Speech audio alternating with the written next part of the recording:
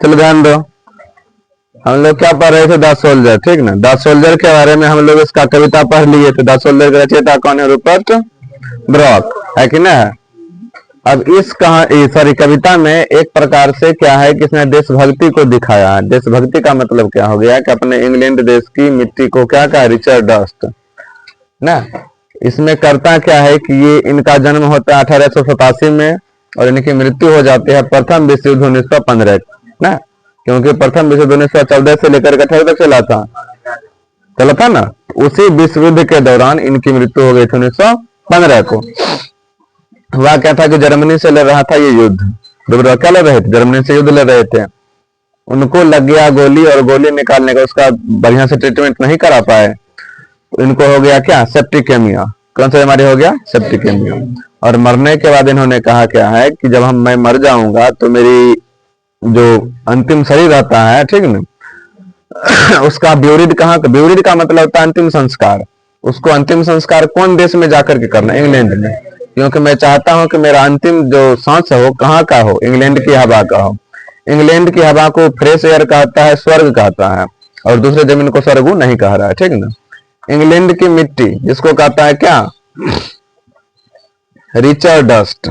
Richard dust कहने का मतलब क्या हो गया कि इंग्लैंड की मिट्टी उसके लिए सबसे ज्यादा कीमती है, इसीलिए इंग्लैंड की मिट्टी को उसने क्या कहा है? Richard dust. क्या कहा? Richard dust. चलिएगा, अब इसका कुछ नोटेबल पॉइंट्स है, हम लोग उसको देख लेते हैं। नोटेबल पॉइंट्स क्या क्या चीजें हैं?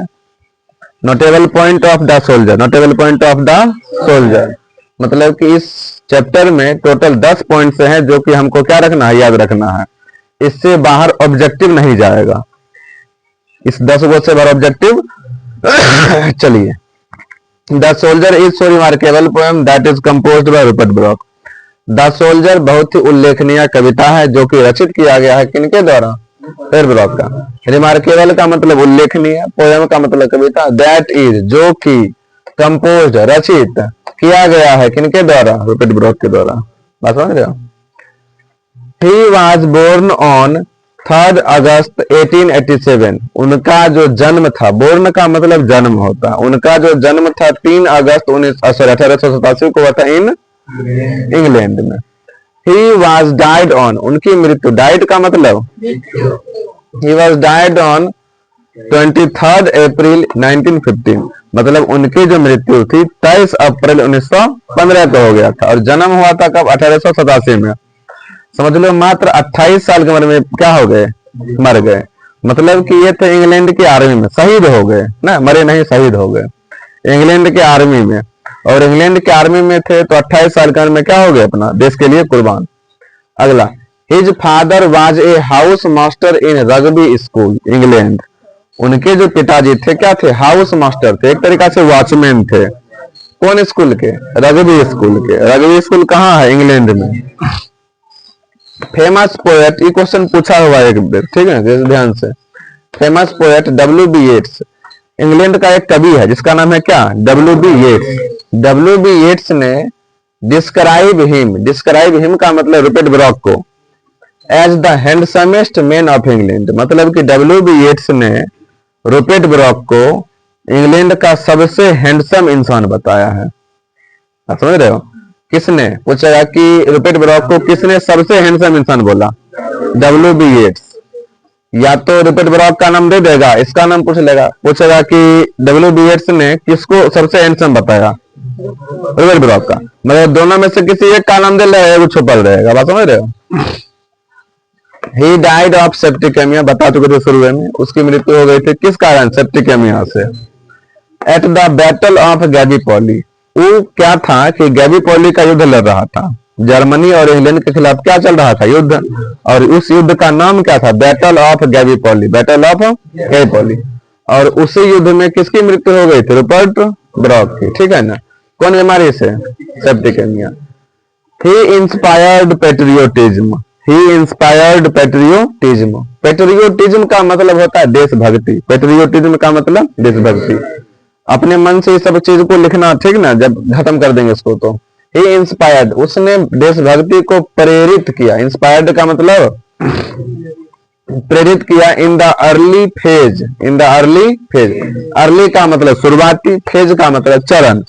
शुरुआती चरण में किसके? फर्स्ट वर्ल्ड वॉर, प्रथम विश्व युद्ध। उसने प्रथम विश्व युद्ध के दौरान अपने देशभक्ति को क्या किया? प्रेरित किया, जिससे कि लोग हमको देखे और कम से कम देशभक्ति वो करे। The soldier is a sonnet. अब देखो सोनेट का मतलब क्या होता है, ध्यान दो। सोनेट का मतलब क्या? Line, 14 line. सोनेट का मतलब 14 लाइन। जो भी कविता 14 लाइन की है वो टोटल कविता क्या कहलाती है? सोनेट। मतलब कि एक बार क्वेश्चन पूछा हुआ था, एक सोनेट बराबर डैश लाइन। क्या वो लाइन होता है? 14 गो लाइन। एक सोनेट में क्या वो लाइन? 14 गो लाइन। तो अगर पूछ लेगा कि द सोल्जर क्या है, तो ये एक सोनेट है। क्या है? सोनेट। मतलब कि इस कविता में क्या वो लाइन है? मात्र 14 गो लाइन। और 14 लाइन की क्या है? ये कविता है। एक सोनेट में क्या लाइन? 14 लाइन। अब रूपर्ट ब्रॉक ने अपने जिंदगी में ऐसा 5 गो सोनेट लिखा था, ठीक है। He wrote 5 war sonnets in his life. मतलब अपने जीवन में टोटल क्या गो कविता लिखा था? मात्र 5 गो। और 5 कविता 14 लाइन की लिखा था। इसका मतलब 14 25 70 लाइन। मतलब उसने अपने जिंदगी में मात्र क्या लाइन लिखा? 70 लाइन लिखा। चलिए, this is a war poem. This is a war poem मतलब यह जो कविता एक युद्ध कविता है। कैसे कविता है? युद्ध। वॉर का मतलब हो जाता है युद्ध। So Rupert Brooke was known as, ना, Rupert Brooke was known as a war poet. क्योंकि ये युद्ध कविता है, इसलिए रूपर्ट ब्रॉक को किस नाम से जाना जाता है? युद्ध कवि के नाम से। कौन कवि के नाम से? युद्ध कवि। तुम लोग बता दो मेटाफिजिकल पोएम कौन सा था? Sweetest love I do not go metaphysical था? नहीं था, क्योंकि उसके जो लेखक थे जॉन डॉन, उनको क्या कहा जाता है? Metaphysical poet. क्यों कहा जाता है? क्योंकि उसने अपनी तुलना किससे की थी? सूर्य से की थी। बिल्कुल सही, समझ रहे हो। अब तुम लोग का काम यह है कि जितना ये जो है ना इंग्लिश में, जल्दी से जो हार्ड है उसका हिंदी लिखना चालू कर दो। जैसे कि इसका हिंदी क्या होता है? देशभक्ति। इसका हिंदी प्रेरित करना। बात समझ रहे हैं ना। मतलब जो भी चीज तुमको लगता है कि हमको नहीं आता, भूल सकते हो, उसका जल्दी से हिंदी लिख लीजिए या हमसे पूछ लीजिए। बुझा?